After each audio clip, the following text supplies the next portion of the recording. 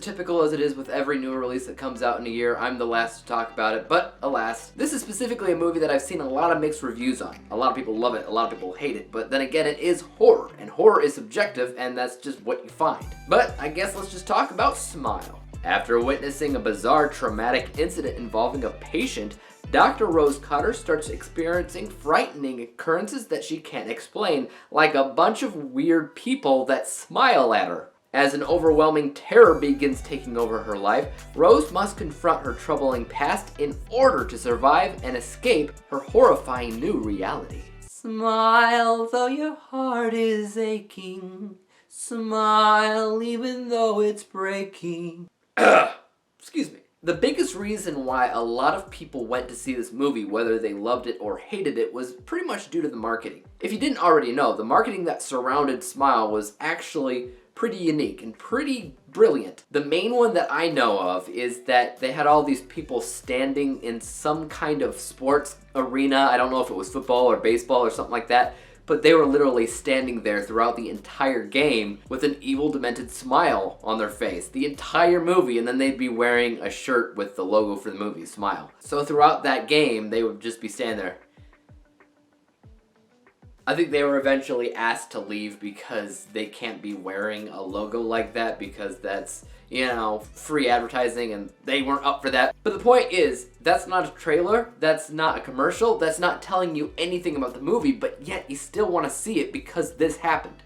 That's perfect marketing. It brings me all the way back to the Blair Witch Project and other movies that are kind of like it when it comes down to the marketing and how it was really, really smart. But then again, whenever you have this type of marketing, you're also bringing in audiences that don't know if they're gonna like it or not, which is ultimately why you find a wide variety of people that both love it and hate it. Me, I had a lot of fun with it. In fact, it gave me a lot of It Follows vibes, which came out a couple years ago, because it involves not only some kind of strange entity that follows this person around that only they can see, theoretically inching closer and closer to their impending doom, that type of scenario, but it's also about something incredibly tangible, like trauma. This film's entirely surrounded by trauma and what trauma can feel like and how you can never escape from it. Similarly, again, to It Follows, and that was about either STDs or it was about death in general, about how it is always creeping towards you and there's nothing you can do to stop it. This movie is very similar to that actually because it has the same idea,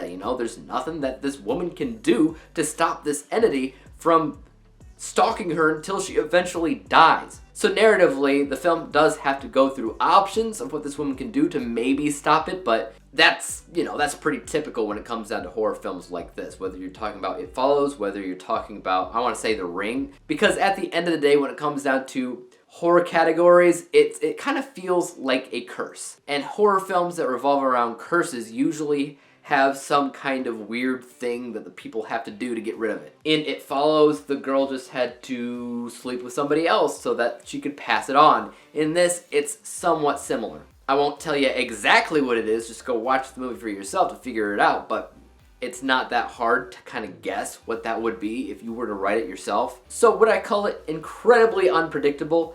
Not entirely. It still follows that same structure that you find with horror films just like it. I personally like it because of how relevant and important it is for actual people going through trauma. Whenever you have a horror film that's entirely flat and two-dimensional and it's just there to scare you and do nothing else, it's never all that memorable. But when you have a horror film that is based around something that's actually important and relevant and relatable, you probably will end up remembering it for better or for worse, which for me is always better than nothing. I do not think that this film is perfect. I don't think that it's the best horror film that I saw all year. I don't think it's the best movie that I saw all year, but I do think that the people behind the scenes knew what they were doing. There's some really good cinematography, camera work going on with this film.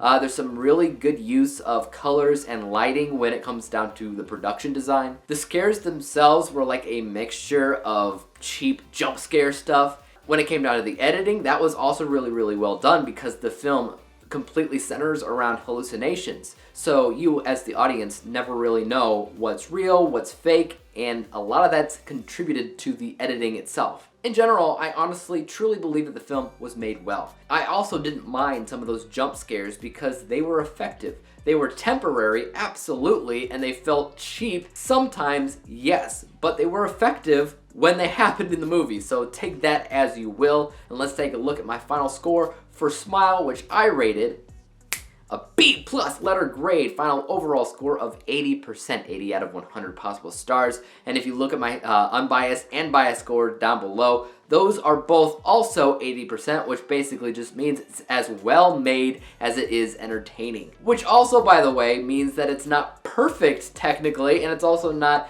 the most entertaining movie that I saw all year, but it is high up there. It is far, far from the bottom of the barrel. And when it comes down to horror in general, that's actually pretty good. It's hard to get a good score for horror because technically speaking, a lot of them don't really put their best foot forward when it comes down to technical stuff. And this one did a pretty good job, I will say. But overall, have I seen better in the year? Yeah, of course. For instance, the highest rated horror film that I've seen this year, specifically in 2022, so far has been Nope, Jordan Peele's Nope. That movie I scored 94%. This was only 80, for instance, if you want to compare the two. But both movies are entertaining, both movies are good. I would say that Nope is more memorable if I was forced to compare the two, but I had a good time with this at the end of the day. But I would like to hear what you thought about Smile in the comment section down below. Did you like it? Did you hate it? Did you get creeped out by it? Did you get scared? Let me know, and as for YouTube, you guys know what to do. Hit the like, hit the subscribe button, and hit the bell to be notified when I come out with my next review. And until then, peace out!